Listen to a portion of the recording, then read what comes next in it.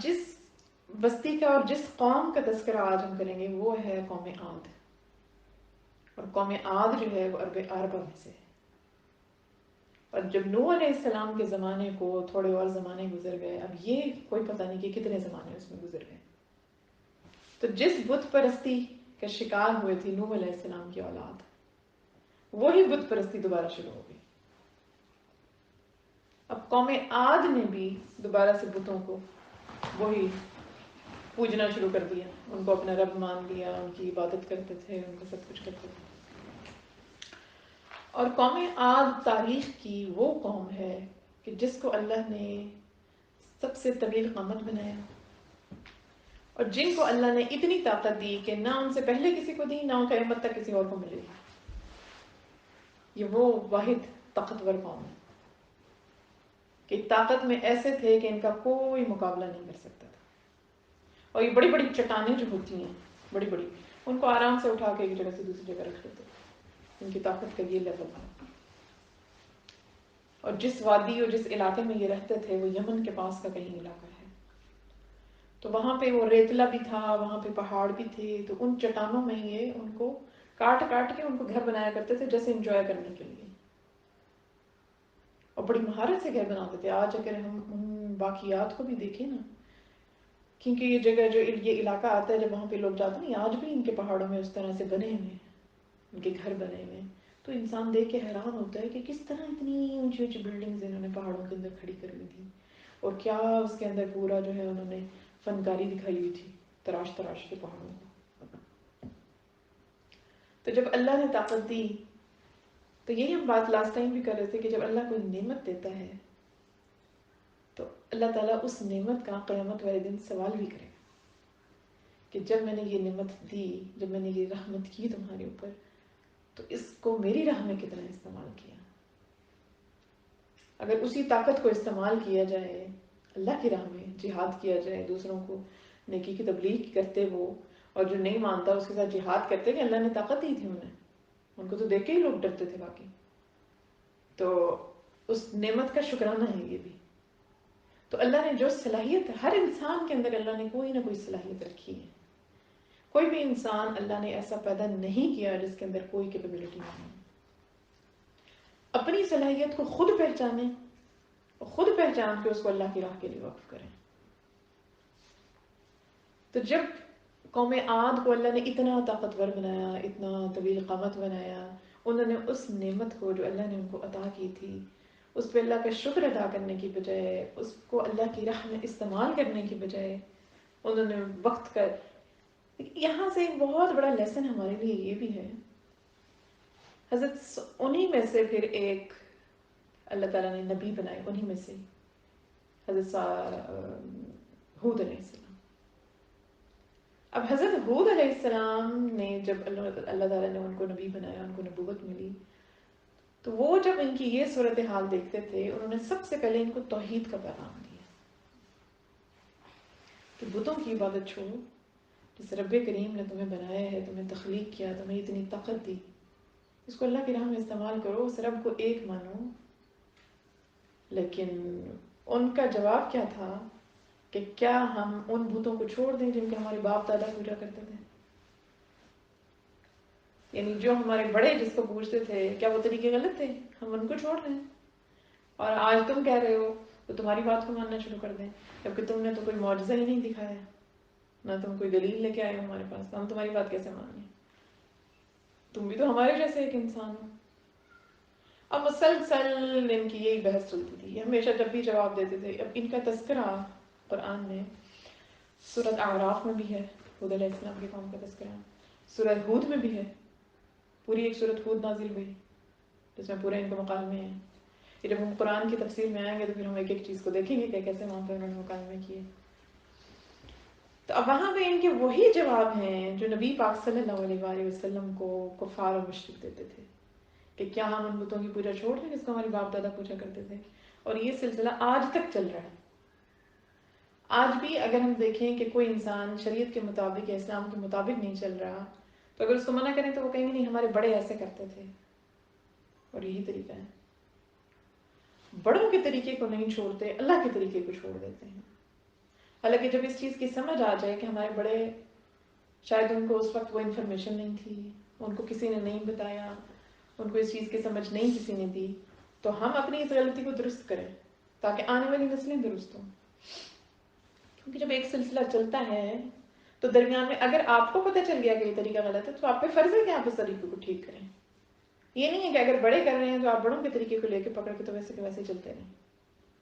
آدمی جو شرک ہوتا ہے جہاں پر چھوٹی چھوٹی باتوں میں شرک کرتے ہیں، اللہ پہ توکل نہیں کرتے، شرک کرتے ہیں، تو وہ شرک چلتا رہتا ہے نسلوں میں.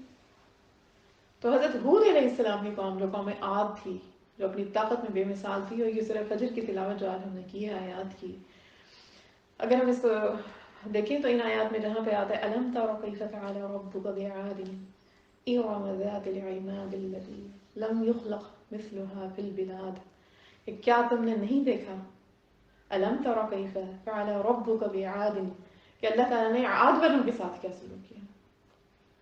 ارم ذات العماد التي لم ارم ذات العماد التي لم يخلق مثلها في البلاد، کہ جن جیسا اللہ تعالیٰ نے شہروں اور ملکوں میں پیدا ہی نہیں کیا، تخلیق ہی نہیں کیا. اللہ تعالیٰ خود فرما رہے ہیں کہ اپنے کلام میں کہ ان جیسا شہروں میں پیدا نہ ہوا، لم يخلق مثلها في البلاد. اور پھر بھی اللہ کا شکر ادا نہ کریں. اللہ نے بے مثال بنایا آپ کو، اور صرف بنایا اس وقت کے نہیں، قیامت تک کے لیے بے مثال بنایا. یہ واحد قوم تھی جو اتنی طاقت کرتی.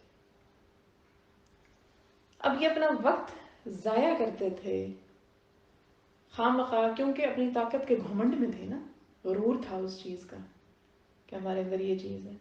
اب یہ چیز جس نے عنایت کی ہے اس کا شکر بھی ادا نہیں کر رہے، الٹا اس چیز پہ گھمنڈ کر رہے ہیں، اس چیز پہ غرور کر رہے ہیں، بنا بنا کے اپنی طاقت کی، اور ایک دوسرے کو دکھاتے تھے کہ دیکھو میں نے ایسا بنایا، میں نے ایسا بنایا. تو جو لوگ وہاں سے سفر پہ ہوتے تھے، جب اس جگہ سے اس وادی سے گزرا کرتے تھے تو ان کے آگے گھمنڈ کیا کرتے تھے کہ ہمیں اللہ نے اتنی طاقت دی ہے، دیکھو ہم کیسے چٹانوں کو اٹھاتے ہیں، اوپر لے کے جاتے ہیں. تو یہ جو ایک تو نعمت کا شکر ادا نہ کرنا اور اس نعمت کے اوپر گھمنڈ اور غرور کرنا، یہ بہت بڑے گناہ ہیں، بہت بڑے گناہ ہیں. آج بھی اگر اللہ نے ہم میں سے کسی کو آسانی میسر کی ہے تو کبھی اس آسانی پہ گھمنڈ نہیں کرے. اگر یہ اللہ نے دی ہے تو اللہ تعالیٰ چھینتے ہوئے کبھی لمحہ بھی باسبات نہیں بناتے. تو یہ انبیاء علیہ السلام کے قصے اللہ نے اسی لیے بیان کیے ہیں، کہانیاں تو نہیں بیان کی نا، کوئی قصے کہانیوں کی کتاب نہیں ہے قرآن. قرآن کا ایک ایک لفظ جو ہے وہ خود بذات خود ایک دلیل ہے ہمارے لیے، ایک زندگی گزارنے کا طریقہ ہے کہ ہمیں پتہ چلے کہ کس طریقے سے زندگی گزارنی ہے. ایک ضابطۂ حیات پورا اتنا خوبصورت قرآن کے ہر لفظ میں چھپا ہوا ہے. اس کے معنی کو، اس کے الفاظ کو سیکھنے کی، سمجھنے کی، ان میں سے مطلب نکالنے کی ضرورت ہے. اور سب سے پہلے اس دماغ کو کھولنے کی ضرورت ہے کہ ان مطلب کو ہم اس انداز میں سمجھیں بھی صحیح کہ جو حکمتیں ہیں قرآن کے اندر.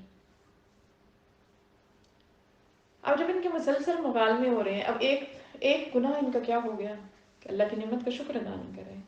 دوسرا گناہ کیا ہوا، سب سے پہلے تو اللہ کو ہی نہیں مان رہے. شکر تو آپ تک ادا کرتے ہیں، جب رب ذوالجلال کو مانتے ہیں کہ وہ ایک رب ہے جس نے ہمیں یہ نعمت عطا کی ہے. اب رب کو ہی نہیں مان رہے، کافر ایسے ہیں تو ظاہر ہے کہ آٹومیٹیکلی یہ گناہ ہو رہا ہے کہ شکر نہیں ادا کر رہے. جب رب ہی نہیں مان رہے تو شکر ہی نہیں ادا کر رہے. تیسرا یہ کہ گھمنڈ کر رہے ہیں، غرور کر رہے ہیں اپنی اس چیز کا، اس نعمت کا جو اللہ تعالیٰ نے ان پر رحمت کی اور ان کو عنایت کی. اب یہ کرنے کے بعد اب اللہ کے نبی کو جھٹلا رہے ہیں، یہ چوتھا بڑا گناہ ہے. اول تو نبی ہی نہیں مان رہے، کیونکہ اللہ کو نہیں مانتے تو اللہ کے نبی کو کیسے مانیں گے. اللہ کہتے تم ہمیں ایسی ایسی باتیں بتاتے ہو، نہ ہمارے سامنے کوئی دلیل لاتے ہو، تم ہمیں میں سے ایک ہو. اچھا آپ جب بھی انبیاء کے قصے دیکھیں گے نا، حضرت نوح علیہ السلام کی قوم بھی ان کو یہ کہتی تھی. ہم نے دیکھا تھا نا حضرت نوح علیہ السلام کی قوم بھی کیا کہتی تھی کہ تم تو ہم ہی جیسے انسان، ہم ہی میں سے ہو، ہماری طرح کھاتے ہو، ہماری طرح پیتے ہو. اور اینڈ تک یہ سلسلہ چلا ہے. نبی پاک صلی اللہ علیہ وآلہ وسلم کو بھی کیا کہا مشرکوں نے، حالانکہ آپ پہ نبوت ختم ہو رہی ہے، 1,24,000 پیغمبروں کی ہسٹری ہے، ان میں سے اگر سارے نہیں، آج ہمیں بھی نہیں پتا، لیکن کچھ تو ان کو پتا ہے. قرآن میں دیکھیں اللہ تعالیٰ نے خود فرمایا ان کو کہ اے نبی، کیا یہ جب عاد اور سمود کی بستیوں کے آگے سے گزرتے ہیں تو کیا یہ نہیں دیکھتے کہ ان کے ساتھ کیسے لوٹ ہوا؟ اب یہاں پہ سورہ فجر میں دیکھیں آ گیا الم ترى کیف، کہ کیا آپ نے نہیں دیکھا کہ آپ کے رب نے عاد والوں کے ساتھ کیا سلوک. کیونکہ جو عرب تھے، جو حضرت محمد صلی اللہ علیہ وآلہ وسلم کے ٹائم کے تھے، وہ بھی جب اپنی تجارت کے لیے جب سفر کرتے تھے تو راستے میں سے عاد اور سمود کی بستیوں میں سے وہ گزرتے تھے اور وہ دیکھتے تھے ان نشانات کو، اور آج تک وہ قائم و دائم ہے ہمارے لیے، عبرت میں نشان ہے.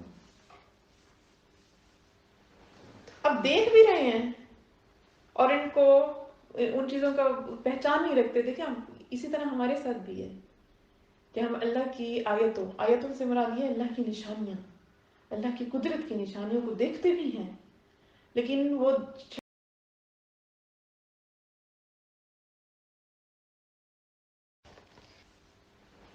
اب دیکھ بھی رہے ہیں اور ان کو ان چیزوں کا پہچان نہیں رکھتے. دیکھیں اسی طرح ہمارے ساتھ بھی ہے کہ ہم اللہ کی آیتوں سے مراد یہ اللہ کی نشانیاں، اللہ کی قدرت کی نشانیوں کو دیکھتے بھی ہیں، لیکن وہ شاید دل پہ اثر نہیں کرتی ہیں اس طرح سے، ان کو ہم اس طرح سے سمجھتے نہیں ہیں. ان کو اس طرح سے کسی کوئی چیز میں عبرت ہے تو وہاں سے عبرت پکڑنی چاہیے، کسی چیز میں اللہ کی قدرت ہے تو اس کی نعمتوں کا شکر ادا کرنا چاہیے. اس کی قدرت پہ انسان جب حیران ہوتا ہے، سبحان اللہ کہتا ہے، تو اس کی قدرتوں کو سراہنا بھی تو چاہیے، اعتراف بھی تو ان کا کرنا چاہیے کہ واقعی یہ رب ذوالجلال اتنا عظیم و کریم ہے.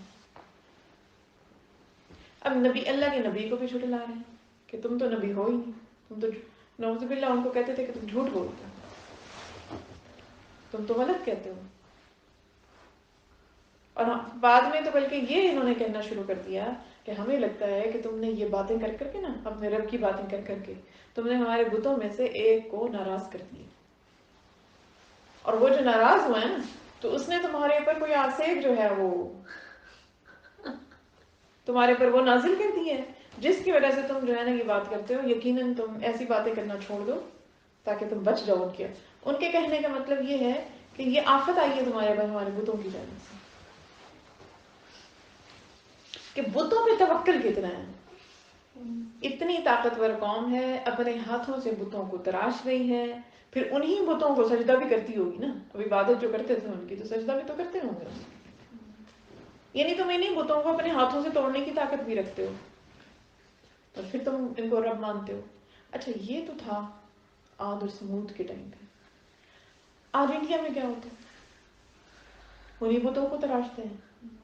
اگر دیکھا جائے انسانی عقل کو تو انسانی عقل وقت کے ساتھ دیکھیں ٹیکنالوجی کا اتنا دور ہے، آج میڈیا اتنا فاسٹ ہے، آپ دور دور کی خبریں رکھتے ہیں، آپ چاند پر جانے کی کوششیں کر رہے ہیں، آپ اس کے بعد پورا انویسٹیگیٹ کرتے ہیں، ہر چیز پہ تحقیق ہوتی ہے، لیبارٹریز ہیں، سائنٹیفک دور کہلاتا ہے نا آج کا ہمارا. ٹیکنالوجی کا بھی عروج ہے، دور بھی سائنسی ہے. آپ چھوٹی چھوٹی چیزوں میں ڈھونڈتے بھی ہیں، ریجی بیجی نکالتے ہیں اس کی کہ یہ آخر وہ کیسے گیا، یہ کس طرح ہوا، کون سا ایٹم تک پہنچ چکے ہیں. اور اپنی عقل کا یہ عالم ہے کہ وہی بت بنائیں گے، اسی کے آگے سجدہ کریں گے، کیونکہ نسل در نسل یہ چیز چل رہی ہے. دماغوں میں یہ فطور بیٹھ گیا ہے کہ اگر ہمارے باپ اور دادا نے کہا کہ یہ رب ہمارا یہی بت ہے تو اب اسی کی پوجا کرنی ہے. اپنی عقل نہیں کام کرتی کہ جس کو خود بنا رہے ہیں اس کو خود توڑ بھی سکتے ہیں، ہاتھ ماریں گے ٹوٹ جائے گا، وہ تو بیچارہ اپنا دفاع بھی نہیں کر سکتا ہے، تو پتھر کا پتھر ہے وہ، تو تم اسی کو رب بنا رہے ہو. کافروں سے کوئی مقابلہ ہی نہیں نا، پھر کوئی وہی ہے نا، کوئی لمٹ ہی نہیں ہے. ہر چیز میں عقل بڑا استعمال کرتے ہیں، ہر چیز میں اس کو استعمال کرنے کی کوشش کرتے ہیں، ادھر استعمال کرنے کی کوشش بھی نہیں کرتے. پھر یہیں سے خیال آتا ہے انسان کو، سورہ یاسین کے پہلے رکوع میں ہے کہ میں نے ان کے دائیں، ان کے بائیں، ان کے آگے، ان کے پیچھے دیواریں کھڑی کر دی ہیں کہ دیکھ ہی نہیں سکتے. ان کی عقلوں پہ اللہ ایسے پردے ڈالتا ہے کہ باقی ہر چیز میں دلیل بھی سمجھ میں آ جائے گی، ان کو ڈسکشن بھی سمجھ میں آ جائے گی، یہی کی دلیل سمجھ میں نہیں آئے گی کیونکہ اللہ نے پردہ ڈال دیا.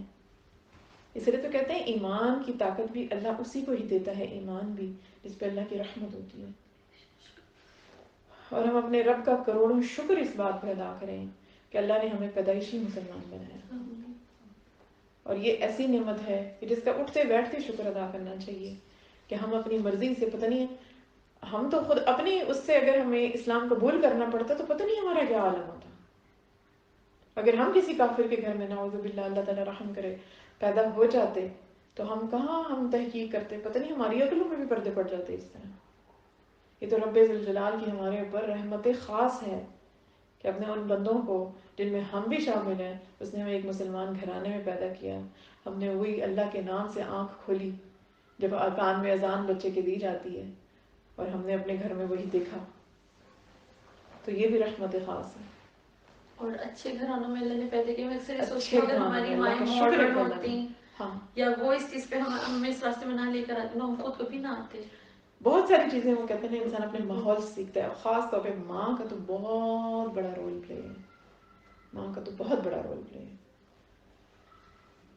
اللہ کا شکر ادا کرتے ہیں ہم اس بات پہ بھی. اور پھر جب ہم دیکھتے ہیں کہ قوم عاد کیا کرتی تھی، یہ قوم عاد کے بڑے بڑے گناہ تھے جن کا ہم نے مینشن کیا، کیونکہ ان میں سے ہر گناہ کبیرہ ہے. اور کفر و شرک کے بارے میں تو اللہ نے خود ہی فرما دیا کہ میں معاف نہیں کروں گا. اور عالم یہ تھا کہ حضرت حود علیہ السلام نے جتنی بھی ان کو تبلیغ کی حضرت حود علیہ السلام نے، ان کا جواب جو تھا کاؤنٹر یہی تھا کہ اچھا پھر ایسا تو دلیل ہے کیا، تمہارے پاس تو کوئی دلیل نہیں، تم تو ہم ہی میں سے ہو، اور تم دیکھو کہ تم ہمیں ایسی بات کا مشورہ دیتے ہو جو ہم نے نہ کبھی دیکھی نہ کبھی ہم نے سنی، اور ہم ان بتوں کی عبادت کیوں نہ کریں، ہمارے بڑے کرتے تھے. اب کرتے کرتے اینڈ میں جب انہوں نے یہ کہنا شروع کیا کہ تو ہمارے بتوں میں سے کسی ایک نے جو ہے وہ تمہارے ساتھ کچھ کیا ہے کیونکہ تم نے ان کو ناراض کیا، تو اس جواب میں حضرت حود علیہ السلام نے کہا، یہ قرآن پاک کے کئی آیات میں ہمیں یہ مکالمہ ملے گا. حضرت حود علیہ السلام نے ان کو کہا، اچھا اگر تمہیں یہ لگتا ہے کہ تمہارے بتوں میں سے کسی نے میرے ساتھ کچھ کیا ہے تو تم یوں کرو، اپنے بتوں کو بھی اکٹھا کر لو، میں لعنت بھیجتا ہوں تمہارے بتوں کے اوپر. میں اپنے رب کا بندہ ہوں، میں اپنے رب کا اقرار کرتا ہوں، میں تمہارے بتوں کو نہیں پوچھتا، اور اگر اب تم میرے خلاف کچھ کرنا چاہتے ہیں، یہ بت اور تم مل جاؤ، اکٹھے ہو جاؤ اور میرے خلاف کوئی سازش کر لو. نہ مجھے تمہاری قوت کا ڈر ہے، نہ مجھے تمہاری طاقت کا ڈر ہے، نہ مجھے تمہارے بتوں سے کوئی ڈر ہے، نہ تم سے کوئی ڈر ہے. تم جو کرنا چاہتے ہو میرے خلاف کرو. یعنی اب چیلنج کر رہے ہیں اس پوائنٹ پہ آ کے کہ بھئی اگر اتنا تمہیں گھمنڈ ہے اپنے بتوں کا تو تم یوں کرو، اب میں تمہارے بتوں کو بیزاری کا اظہار کرتا ہوں، میں تمہارے بتوں کے ساتھ. تم یوں کرو، اب تم سارے اکٹھے ہو جاؤ. اگر تمہارے بت اتنے طاقتور اتنے اسٹرانگ ہیں کہ وہ میرے اوپر انہوں نے آسیب نازل کر دی ہے، تو تم یوں کرو، سارے اکٹھے ہو جاؤ اور اب تم میرے خلاف سازش کرو، مجھے مہلت نہ دو.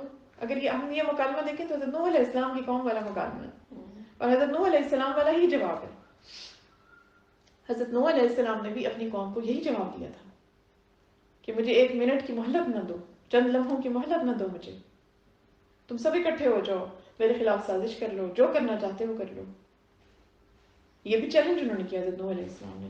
یہاں پہ آ کے حضرت حود علیہ السلام نے بھی وہی چیلنج اپنی قوم کو کیا، قوم عاد کو، کہ ٹھیک ہے اگر تمہیں لگتا ہے تو تم سارے اکٹھے ہو جاؤ، میرے خلاف سازش کرو، مجھے چند لمحوں کی مہلت نہ دو. اب یہاں پہ چیلنج آ گیا نا. اب یہاں پہ ہونا تو یہ چاہیے تھا کہ اگر یہ اپنے آپ کو اتنا طاقتور سمجھتے تھے، اب پتہ ان کو بھی ہے کہ خود کچھ نہیں کر سکتے، پتہ ان کو بھی ہے. اگر آج بھی آپ ہندوؤں کے آگے بات کریں یا اگر آگے چل کے ابراہیم علیہ السلام کے قصے میں بھی بات آئے گی کہ جب ابراہیم علیہ السلام نے کہا تھا جب سارے بتوں کو توڑ دیا تھا اور ان حضرت ابراہیم علیہ السلام سے پوچھا کہ کس نے توڑا ان بتوں کو، تو انہوں نے کہا تم اپنے بڑے بت سے پوچھو نا، بڑا بت تو سلامت ہے، اس سے پوچھو کہ کسی نے توڑا ہوگا ان بتوں کو. تو آگے سے اتنا یہ قرآن کا ایسی آیت ہے خوبصورت کہ آگے انہوں نے کہا کہ ابراہیم تمہیں تو معلوم ہے کہ یہ کچھ نہیں کر سکتے. یہ تماچا ہے ان کے منہ کے اوپر ایک بہت بڑا کہ اپنے دل میں بھی ان کو پتا ہے کہ کر کچھ نہیں سکتے، اور ایک سارا قصوروار ابراہیم علیہ السلام کو ٹھہرا رہے ہیں کیونکہ پتہ ہے وہ تمہارا کر کچھ نہیں سکتا، تو پھر آپ سجدہ کس چیز کا کر رہے ہیں. اب قوم عاد بھی کیا کر رہی ہے، قوم عاد کو جب چیلنج کیا گیا ٹھیک ہے تمہارے بت کٹھے ہو جاؤ. اب پتہ ان کو بھی ہوگا، یہ ان کے بارے میں لکھا نہیں ہے ایسا قرآن میں، لیکن انسانی عقل کہتی ہے کہ پتہ تو ان کو بھی ہوگا نا کہ کر تو یہ کچھ نہیں سکتے ہیں، لیکن پھر بھی کہہ رہے ہیں کہ یقیناً یہ آفتیں جو ہیں. اب ہندو بھی کیا کہتے ہیں آج کہ آفتیں یقیناً ہمارا جو فلانا اللہ معاف کرے جو رب ہے جو بارش برساتا ہے نا وہ ناراض ہو گیا تو بارش نہیں ہو رہی، دوسرا رب ناراض ہو گیا تو رزق کم ہو گیا ان کا. ان کے تو ہر چیز کے الگ الگ گروہ میں انہوں نے بت بنائے ہوئے ہیں، ہر چیز کا الگ الگ ان کا رب ہے. نعوذ باللہ. اب جب حضرت ہود علیہ السلام نے جب یہ مکالمہ کیا ہے اب ان کے ساتھ، اب ہود علیہ السلام پہ بڑے یہ غصے میں ہیں اور تپے ہوئے ہیں کہ ہود نے جو ہے یہ اس طرح سے بات کی ہے. اب سازش تو انسان تب کر سکتا ہے نا، اب اللہ کے نبی کے خلاف اب پتہ ان کو بھی ہے کہ ہوگا اللہ والا. موٹی چادر چاہیے تو یہ لے لینا، نہیں تو وہ لے لینا. چادر تو نہیں ویسے چادر لا دو ایسے. اچھا چادر لا دو، کمبل چھوٹی سی بڑی چادر لا دو.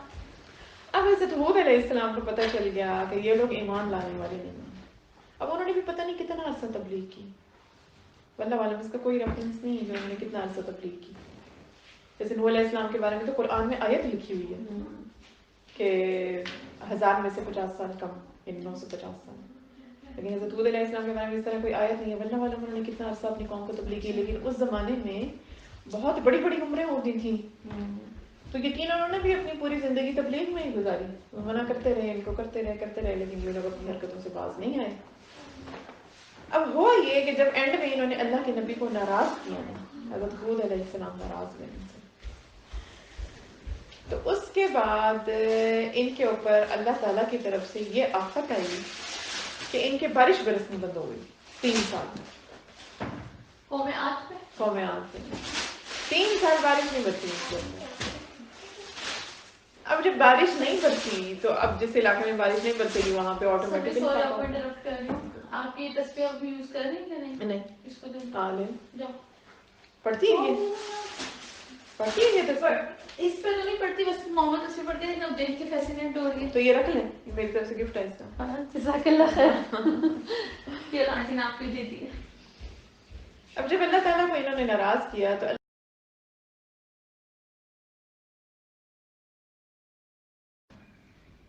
جو اوپر یہ آفت آئی ہے. اب جب بارش برسنی بند ہوئی ہے تو نباتات بھی ختم، ان کے وہ پودے بھی ختم، وہ پھل بھی ختم، وہ فروٹ بھی ختم. اور قوم عاد کو پہ اللہ تعالیٰ نے 2 مہربانیاں کی تھیں بہت بڑی. ایک تو یہ طاقت میں بہت زیادہ تھے، ایک اللہ نے ان کو رزق بہت عطا کیا تھا. یہ بہت امیر لوگ تھے، ان کو کوئی رزق کی کمی نہیں تھی. اللہ تعالیٰ نے ان کو بے بہا نعمتیں، دنیا کی ہر نعمت ان کو عطا کی. تو دیکھیں یہ بھی ہمارے لیے ایک لمحہ فکریہ ہے کہ دنیا کی نعمت ہمیں اللہ کی یاد سے غافل نہ کرتے. اور اگر نعمت مل رہی ہے تو یہ اس چیز کا ثبوت نہیں ہے کہ اللہ تعالیٰ ہم سے خوش ہے. اب دیکھیں وہ تو کفر کر رہے ہیں لیکن اللہ ان کو نعمت دے رہا ہے.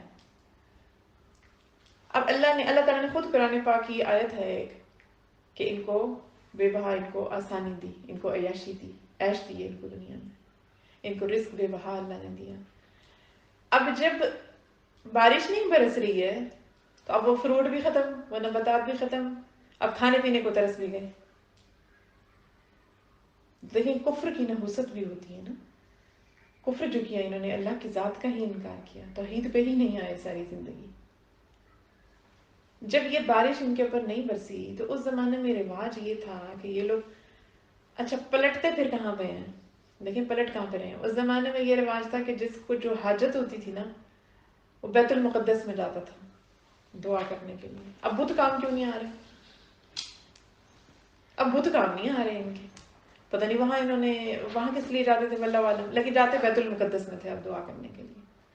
جب 3 سال تک بارش نہیں برسی تو انہوں نے اپنی ایک ٹیم تیار کی، ایک گروپ تیار کیا، اور اس کے اندر انہوں نے ایک بڑا بندہ اپنا بنایا، امیق میرا خیال ہے اس کا نام تھا، امیق بن نظر. اس کو بنا کے انہوں نے بھیجا بیت المقدس کہ جاؤ اور دعا کر کے آؤ کہ بارش برسے. وہاں پہ جو بیت المقدس میں معاویہ ابن بکر ان کا نام ہے، وہ تھے اس ٹائم وہاں پہ، جیسے کہتے ہیں کہ لیڈر تھے، سربراہ تھے، جیسے سردار ہوتے تھے جیسے اس زمانے کے. معاویہ ابن بکر تھے. معاویہ ابن بکر کی جو والدہ تھیں وہ قوم عاد میں سے تھی.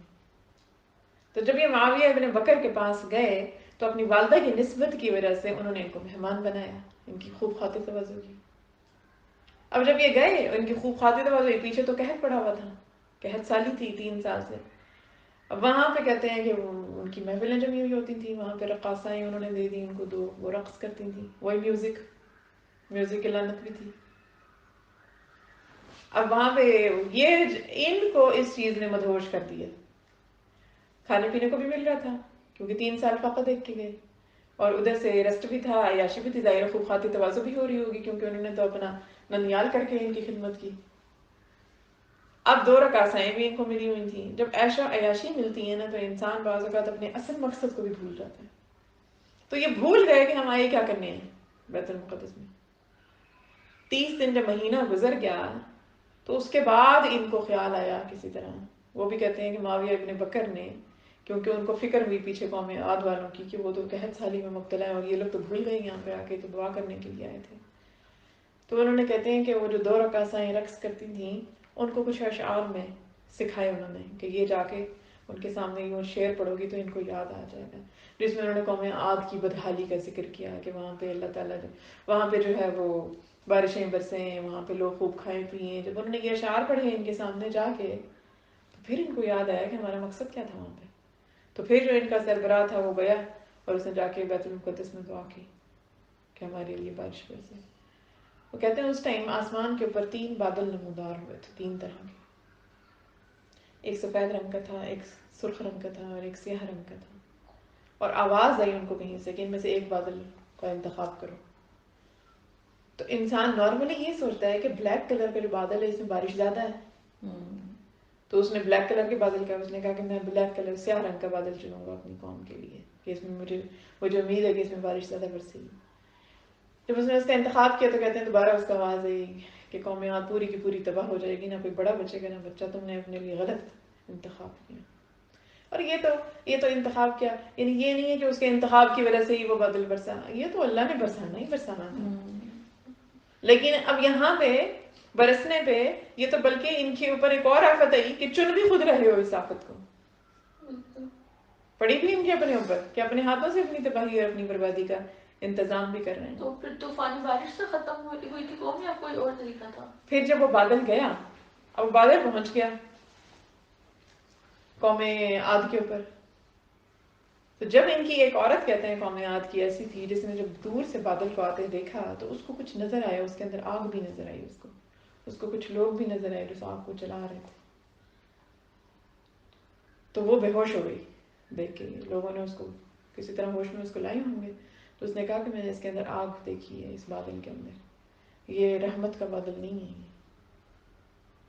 اور پھر کہتے ہیں کہ وہ جو بادل تھا نا دراصل وہ آندھی تھی، ان کے اوپر عذاب آندھی کا آیا.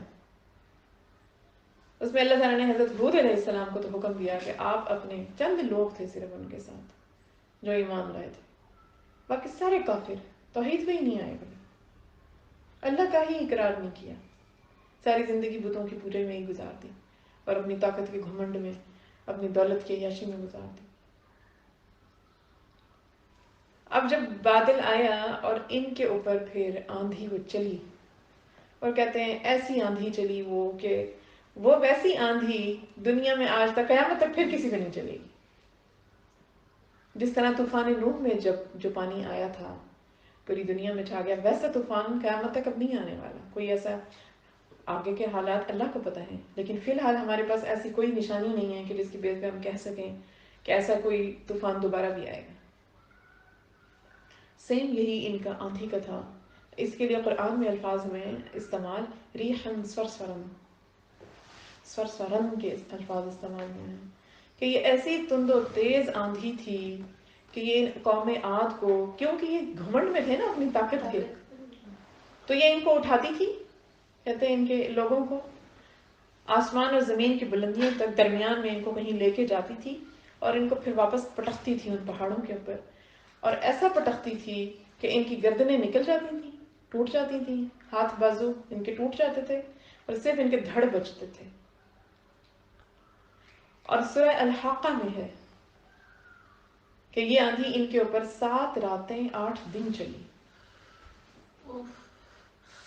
7 راتیں 8 دن یہ آندھی چلی اور ان کا ایک ایک بچہ بڑا ہر فرد اس قوم کا تباہ ہو گیا.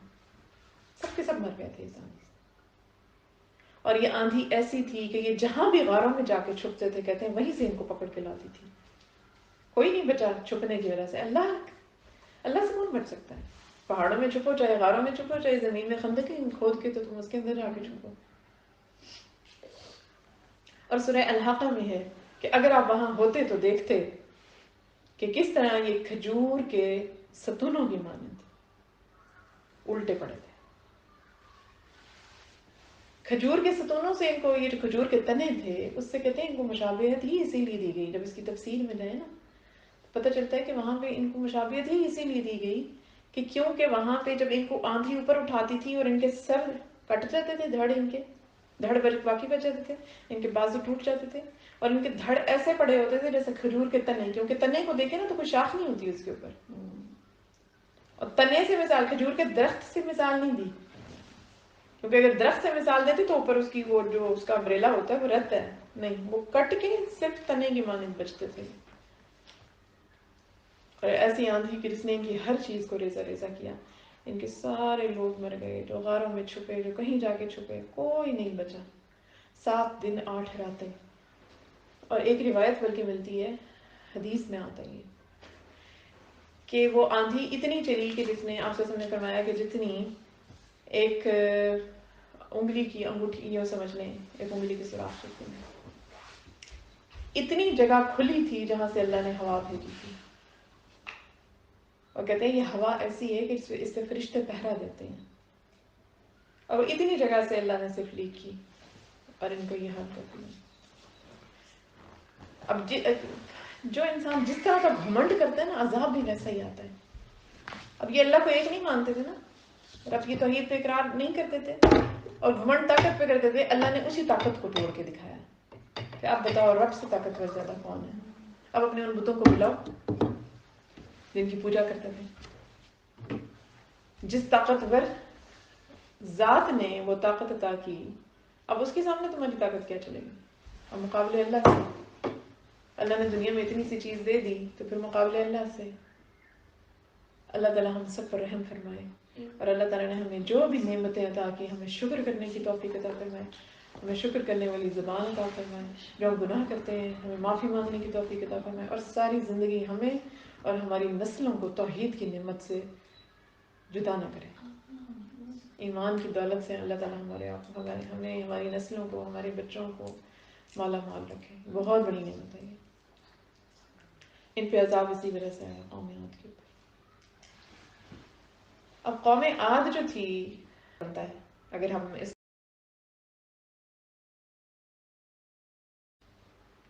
قوم عاد کی حالت کے بعد اب ایک اور قوم عرب عربہ میں سے تھی جو کہ سمود تھی.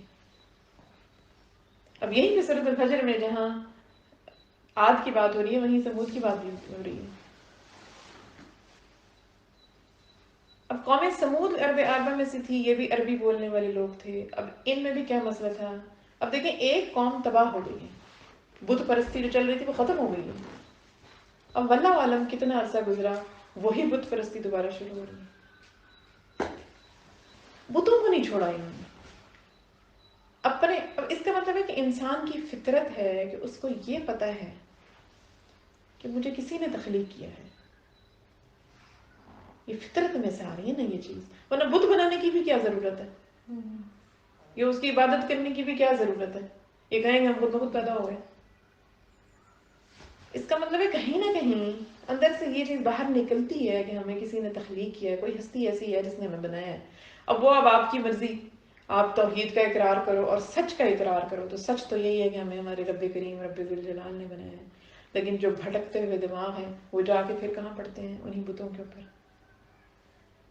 حضرت نوح علیہ السلام، حضرت آدم علیہ السلام کے بعد بت شروع ہوئے، بتوں کی پوجا شروع ہوئی جس طرح شیطان نے بہکایا.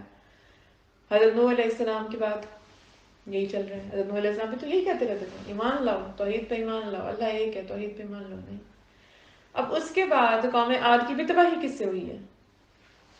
پوری کی پوری قوم، یہ وہ قومیں ہیں جو پوری کی پوری تباہ ہوئی ہیں. حضرت نوح علیہ السلام کی قوم بھی پوری کی پوری تباہ، حضرت ہود علیہ السلام کی بھی پوری کی پوری، صرف چند لوگ بچے. حضرت نوح علیہ السلام کے ساتھ بھی صرف چند لوگ بچے. اسی طرح جو اس کے بعد جو اگلی قوم ہے جو تباہ ہوئی، جس کا ذکر بہت زیادہ ہے، وہ سمود کی قوم ہے. اور ان کے بعد میں ہمیں لوط کی قوم تھی نا. ان کے بعد لوط علیہ السلام کی قوم. اب جب حضرت قوم سمود کا ذکر ہے، قوم سمود میں سے جو نبی تھے وہ حضرت صالح علیہ السلام تھے. حضرت صالح علیہ السلام کو نبوت ملی. یہ لوگ بھی پھر وہی بتوں کی پوجا کر رہے ہیں، اور ان لوگوں کو بھی اللہ نے طاقت میں بہت بڑا بنایا تھا. وہ اونٹنے کا معجزہ حضرت صالح کا تھا. حضرت صالح علیہ السلام کا تھا. اور جب حضرت صالح علیہ السلام بھی ان کو یہی تلقین کرتے تھے، یہی تبلیغ کرتے تھے، یہی تاکید کرتے تھے توحید کی، تو یہ بھی بدلے میں کیا کہتے تھے کہ صالح تم تو ہم ہی میں سے ہو، تو ہمارے جیسے انسان، ہماری طرح کھاتے پیتے ہو. وہی مکالمہ جو نوح علیہ السلام کی قوم نے کیا، وہی مکالمہ جو حضرت ہود علیہ السلام کی قوم نے کیا، وہی مکالمہ ہے جو قوم سمود نے کیا حضرت صالح علیہ السلام. انہوں نے بھی یہ کہا تم تو ہمارے میں سے کھاتے پیتے ہو، نہ تم ہمارے لیے کوئی دلیل لائے، ہمیں کوئی دلیل لاؤ. ہمارے بڑے جن چیزوں کو پوچھتے ہو تم ہمیں کیوں منع کرتے ہو کہ ہم ان کو نہ پوچھیں. اگر دیکھیں تو قوموں کی باتیں وہی اٹکی ہوئے ہیں دماغ ان کے. اور یہ آپ صلی اللہ علیہ وآلہ وسلم تک یہی باتیں ان کی رہی ہیں. جو کافر تھے وہ تو یہی باتیں کرتے تھے، وہ تو اللہ کو مانتے ہی تھے. تو آپ صلی اللہ علیہ وسلم کا ظہور ہوا اس ٹائم کی بت پرستی تھی. حرم میں دیکھیں نا سارے بت رکھے ہوئے تھے نا، وہی بت پرستی. وہ بت پرستی کہاں تک چل رہی ہے آج تک. ہندو جو ہے وہ بتوں کو پوجتے ہیں. اس کائنات میں سے بت پرستی ختم نہیں ہوئی، پھر شروع ہوئی ہے حضرت آدم علیہ السلام کے دور سے. اب حضرت صالح علیہ السلام کی قوم بھی یہی مکالمہ کریں گے. صالح علیہ السلام بھی یہی کہہ رہے ہیں جو حضرت نوح علیہ السلام کہتے تھے کہ دیکھو میں تو تم سے کوئی اجر بھی نہیں مانگتا، میں تو تم سے کوئی پیسہ نہیں مانگتا. یہی بات حضرت ہود علیہ السلام بھی کرتے تھے قوم عاد کو کہ دیکھو میں تو تم سے کوئی اجر نہیں مانگتا اپنی تبلیغ کا، اپنی توحید کا، اپنی تلقین کا. میں تو صرف تم پہ کہتا ہوں کہ ایک رب پہ ایمان لے کے آؤ. میں تمہاری بہتری کے لیے کہتا ہوں تم رب پہ ایمان لاؤ، استغفار کرو. حضرت ہود علیہ السلام نے بھی یہی اپنی قوم کو کہا کہ استغفار کرو. حضرت ہود علیہ السلام کی قوم پہ جب بارش نہیں برسی تھی تو حضرت ہود علیہ السلام نے ان کو یہی کہا کہ استغفار کرو، تمہارا رب تم پہ بارش برسائے گا اور تمہیں بیٹے دے گا. حضرت نوح علیہ السلام نے بھی یہی اپنی قوم کو کہا کہ استغفار کرو، تمہارا رب تمہیں رزق بھی دے گا. استغفار کرو، تمہارا رب بارش بھی برسائے گا. استغفار کرو، تمہارا رب تمہیں بیٹے بھی دے گا. اسی لیے علماء کہتے ہیں کہ اگر کسی کے اولاد نہ ہو رہی ہو تو اس کو چاہیے کہ استغفار کرے زیادہ سے زیادہ. اگر بارش کہیں پہ نہیں برس رہی، کسی جگہ پہ قحط سالی ہو رہی ہے، تو ان کو چاہیے کہ استغفار کرے. اگر کسی کے رزق میں تنگی آئی ہے تو اسے بھی چاہیے کہ استغفار کرے، کیونکہ ان تینوں کا ہمیں ریفرنس قرآن سے ملتا ہے، ان تینوں حالتوں کا. حضرت ہود علیہ السلام نے بھی جب بارش نہیں برس رہی تھی تو اپنی قوم کو یہی کہا تھا کہ تم استغفار کرو، تمہارا رب تم پہ بارش برسائے گا، تم پہ رحمتیں کرے گا. لیکن اب حضرت صالح علیہ السلام بھی یہی کہہ رہے ہیں کہ اللہ سے معافی مانگو، استغفار کرو، توبہ کرو، تمہارا رب تمہیں بخشے گا. پر نہیں، اپنے ہی کفر پہ اڑے ہوئے ہیں، اپنے ہی کفر پہ اڑے ہوئے ہیں، نہیں مان رہے. اینڈ میں آ کے جب حضرت صالح علیہ السلام ان کو بار بار تبلیغ کرتے رہے، اینڈ میں آ کے انہوں نے صالح علیہ السلام کو کہا ٹھیک ہے ہم تمہاری بات مانیں گے، پھر دلیل لے کے آؤ. حضرت صالح علیہ السلام نے ان سے پوچھا کہ کیا کیسی دلیل مانگتے ہو؟ اب فرمائشیں دیکھیں کیا کیا چل رہی ہیں. ہم چاہتے ہیں کہ جو یہ پہاڑ ہے اتنا بڑا، اس میں سے کوئی اونٹنی نہیں. کیسا کہا؟ ان کے حساب سے تو ناممکن ہوگا نا. انہوں نے جان بوجھ کے صرف تنگ کرنے کے لیے، یہ نہیں تھا کہ واقعی مان لیتے یا اقرار کرنے والے تھے، صرف تنگ کرنے کے لیے حضرت صالح علیہ السلام کو کہہ رہے ہیں. پتا تھا کہ کر تو نہیں سکیں گے تو پھر ہم مذاق اڑائیں گے ان کا. کیونکہ اگر اتنا رب پہ توکل اور اتنا رب پہ ایمان ہوتا تو اس رب کو مان نہ لیتے. اگر ان کو پتا ہوتا کہ اگر صالح کا رب یہ کر سکتا ہے اور ہمارا رب بھی ہے وہ، تو پھر تو خود ہی مان لیتے. اب صالح علیہ السلام کو تنگ کرنے کے لیے کہہ رہے ہیں کہ یہ جو اتنا بڑا سا پہاڑ ہے، جب اس میں سے کوئی اونٹنی نکلے اور 10 ماہ کی حاملہ ہو اونٹنی، فرمائشیں دیکھیں، 10 ماہ کی حاملہ اونٹنی ہو اس پہاڑ میں سے نکلے، جب اگر وہ ایسی اونٹنی نکل آئی اور باہر آ کے تو بچہ بھی دے، تو جب ایسی اونٹنی نکل آئے گی تو ہم تم بھائی. صالح علیہ السلام نے کہا ٹھیک ہے، پھر تم مجھ سے وعدہ کرو کہ اگر میرے رب نے ایسا کر دیا تو تم پھر ایمان لے آؤ اس رب کے اوپر. تو کہتے ہیں کہ ہاں ہم ایمان لے آئیں گے. اگر آج بھی دیکھیں نا تو لوگ دوسروں کو تنگ کرنے کے لیے بعض اوقات جس کو تنگ کرنے کا ارادہ ہوتا ہے اس سے ایسی ہی فرمائشیں کرتے ہیں، آف کورس اس لیول کی تو نہیں کرتے، لیکن ایسا کوئی ناممکن سا ٹارگٹ دے دیتے ہیں جو ان کو ناممکن لگتا ہے نا، امپاسبل یا مشکل لگتا ہے، وہ ٹارگٹ دے دیتے ہیں کسی کو تنگ کرنے کے لیے۔ تو مقصد وہاں بھی تنگ کرنا ہی تھا۔ تو حضرت صالح علیہ السلام نے جب ان سے یہ بات کی اور ان سے وعدہ لیا کہ ٹھیک ہے پھر وعدہ کرو کہ اگر میرے رب نے ایسا کر دیا تو پھر تم اس رب پہ ایمان لے آؤ گے، انہوں نے کہا کہ ہاں۔ حضرت صالح علیہ السلام وہاں سے اٹھے، جا کے اپنی اس جگہ پہ کھڑے ہوئے جہاں پہ اللہ سے دعا کیا کرتے تھے، اللہ تعالیٰ کے ساتھ راز و نیاز کرتے تھے، عبادت کرتے تھے اللہ تعالیٰ کی، اس جگہ پہ گئے اور اس کے بعد اللہ سے انہوں نے دعا کی، درخواست کی کہ یا اللہ یہ ان کو ایمان کی طاقت دے اور ایسی نشانی اور ایسی دلیل ان کو دے دے کہ شاید یہ ایمان لے آئیں۔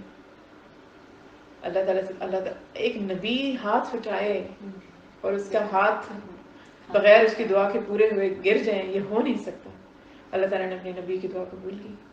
حضرت نوح علیہ السلام کی تو دعا قبول کی تھی نا، وہ تو اصل میں بددعا ہی تھی اپنی قوم کے لیے، بہت تنگ کیا تھا نوح علیہ السلام۔ اب جناب اللہ تعالیٰ نے دعا قبول کی، ان کی آنکھوں کے سامنے اس پہاڑ میں سے وہ پہاڑ پھٹا اور اس میں سے اونٹنی نکلی، اور ان کی یہ بھی فرمائش تھی کہ وہ اتنی لہیم و شہیم ہو، اتنی بڑی ہو اونٹنی، پہاڑ جتنی اونچی ہو۔ خود انہوں نے فرمائش کر کے ویسی اونٹنی جو ہے دلیل لانے کے لیے کہی۔ اب ویسی ہی پہاڑ جتنی اونچی اونٹنی اللہ نے ان کی آنکھوں کے سامنے اس پہاڑ میں سے نکالی، اور وہ 10 ماہ کی حاملہ بھی تھی اور اس نے باہر آ کے وہ بچہ بھی دیا۔ اور کہتے ہیں کہ وہ ایسا وقت تھا کہ یہ واقعی ڈر گئے تھے۔ مطلب یہ تو انہونی تھی نا، انسانی دماغ ایسی چیزوں تک آتا نہیں نا، اصل میں یہی تو معجزہ ہوتا ہے۔ معجزہ ہوتا ہی وہ ہے جس کی کوئی دلیل نہیں ہوتی۔ اگر دلیل بن جائے تو پھر وہ معجزہ تو نہیں ہو سکتا نا، پھر تو لاجک آ جاتی ہے اس میں۔ جو آپ سے نے چاند کے 2 ٹکڑے کیے تھے تو ہے کوئی دلیل؟ کیا انگلی سے کیا چیز نکلی؟ کیا دلیل ہے؟ آج کی سائنس کیا ڈیفائن کرے گی؟ معجزے کی کوئی دلیل نہیں ہوتی، اور معجزے ہوتے ہی نبیوں کے لیے نہیں ہیں، اور انبیاء کو اللہ تعالیٰ معجزے اس لیے عطا کرتے ہیں دلیل کے طور پہ، کیونکہ لوگ مانگتے جو ہیں دلیل مانگتے۔ آپ سے بھی تو انہوں نے کہا تھا کہ اگر آپ نبی ہیں اللہ کے سچے تو اس چاند کو توڑ کے مشاہدہ کیا۔ یا تو ایمان نہیں لاتے نا، کیسے پتہ چلتا ہے واقعی یہ نبی ہیں؟ کیونکہ نبی کو معجزہ ہی ایسا دیا جاتا ہے، اور نبی کو معجزہ دیا جاتا ہے نارملی جب ہم آگے چلیں گے نا ہم دیکھیں گے کہ حضرت ابراہیم علیہ السلام بھی، حضرت موسیٰ علیہ السلام بھی معجزات عطا کیے جاتے ہیں اس وقت کے حالات کے حساب سے۔ اب اونٹنی کا کیونکہ انہوں نے خود سوال کیا نا، تو اللہ تعالیٰ نے وہ معجزہ دکھا دیا اپنے نبی کے سامنے، نبی کی دعا سے۔ اب جب وہ اونٹنی نکلی اور وہی اس طرح اونچی، اب ظاہر ہے اتنی اونچی اونٹنی ہے تو پھر اب اس کی خوراک بھی پوری کرو، پھر مانگی کیوں تھی؟ پھر مانگنے سے پہلے سوچنا تھا نا کہ اتنی اونٹنی آئے گی تو پانی بھی تو اتنا پیے گی نا، وہ کھانا بھی تو اتنا ہی کھائے گی وہ۔ اب جب وہ اونٹنی آئی تو وہ جو چشمہ وہاں پہ بہتا تھا پانی کا، جو پانی کا ریزرو تھا وہاں پہ، وہ ایک اونٹنی پورا پانی اس کا ختم کر دیتی تھی۔ تو اب یہ ہوا کہ ایک دن اونٹنی وہ 2 دن، ایک دن چھوڑ کے ایک دن پانی پیتی تھی وہ، تو ایک دن وہاں سے اونٹنی پانی پیتی تھی، پھر وہ ویسے فل ہو جاتا تھا، پھر اگلے دن وہاں سے انسان پانی پیتے تھے۔ اب جب انہوں نے اونٹنی والا معجزہ دیکھا تو کہتے ہیں کچھ لوگ پھر ایمان لے آئے تھے، ایون بلکہ ان کا ایک قبیلہ تھا اس کا سردار بھی ایمان لے آیا تھا، اس نے کہا میں اس رب پہ ایمان لاتا ہوں، کیونکہ آنکھوں کے سامنے ہوا نا۔ لیکن اکثریت جو تھی، میجورٹی، وہ پھر بھی اپنے کفر پہ اڑی رہی۔ دیکھیں اتنی معجزات اپنی آنکھوں سے دیکھنے کے بعد بھی نا پھر بھی ان کے دماغ کام نہیں کرتے تھے۔ اب جب وہ اونٹنی نکل آئی، اب حکم یہ تھا، قرآن میں لکھا ہوا ہے کہ حکم یہ تھا کہ اب اس اونٹنی کا خیال رکھنا، اس اونٹنی کو اللہ کی اونٹنی ہے، اس کو تکلیف نہیں پہنچانی اللہ کی اونٹنی کو۔ اب جب انہوں نے دیکھا کہ ایک دن تو اونٹنی سارا پانی پی جاتی ہے اور اگلے دن ہمیں پانی ملتا ہے، اب تنگی ہو گئی نا ان کو پانی کی، روزانہ تو پانی نہیں نہ ملتا۔ اب انہوں نے اونٹنی کے خلاف پلاننگ کرنی شروع کر دی۔ اب بھائی اونٹنی آپ نے خود اتنی بڑی، آپ کو خود اپنی فرمائش تھی کہ اتنی بڑی اونٹنی ہو، اب اسی اونٹنی کے خلاف اب حکم یہ ہے کہ اللہ کی اونٹنی کو تکلیف نہیں پہنچانی، لیکن اب اس کے خلاف سازشیں ہو رہی ہیں چھپ۔ جب اس کے خلاف سازشیں ہو رہی تھیں اونٹنی کے خلاف، تو انہوں نے ایک گروپ بنایا، اور خاص طور پہ کہتے ہیں کہ وہاں پہ اس زمانے میں 2 عورتیں تھیں۔ اب دیکھیں یہاں پہ بہت بڑی مثال ہے 2 عورتیں تھیں جنہوں نے 2 مردوں کو تیار کیا اس اونٹنی کو کی پونچھیں کاٹنے کے لیے، مارنے کے لیے اس اونٹنی. اور انہوں نے تیار کیسے کیا؟ ایک عورت تھی کہ جس کے شوہر کی ڈیتھ ہو گئی تھی، تو ایک آدمی اس سے شادی کرنا چاہتا تھا، تو اس نے شرط یہ رکھی کہ پہلے اس اونٹنی کو مار کے. دوسری عورت یہ تھی جس کی 4 بیٹیاں تھیں، اس نے ایک آدمی تیار کیا، اس نے کہا اس اونٹنی کو مارو، 4 بیٹیوں کا نکاح تم سے کر دوں گی، 4 بیٹیاں اپنی میں تمہیں دے دوں گی. تو 2 لوگ اس طرح مین تھے ان کے جو تیار ہوئے تھے، اور ان کو اکسانے والا کون تھا؟ 2 عورتیں. تو عورت میں اللہ نے طاقت بھی بہت رکھی ہے. عورت کو اپنی اس طاقت کا پتہ بھی ہونا چاہیے اور اس طاقت کو صحیح استعمال بھی کرنا چاہیے. آپ کو ہر